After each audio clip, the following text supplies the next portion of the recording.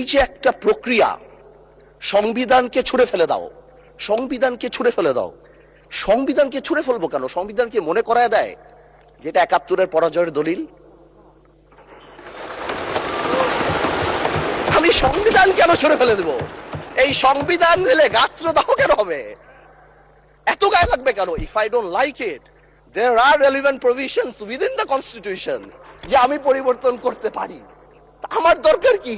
CP যে আমাদের দল, আমাদের হিরোরা যারা যুদ্ধ করেছেন, যারা এখানে আছেন, তাদেরকে বলে দিই, আপনারা জেনজিকে রিপ্রেজেন্ট করেন, জামাত জেনারেশন হয়ে যান না। এই সংবিধানকে ব্যবহার করে বারবার মানুষের উপর অত্যাচার করা হয়েছে।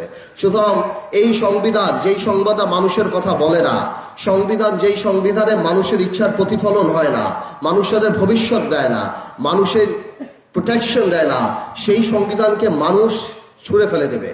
এটা কার কথা?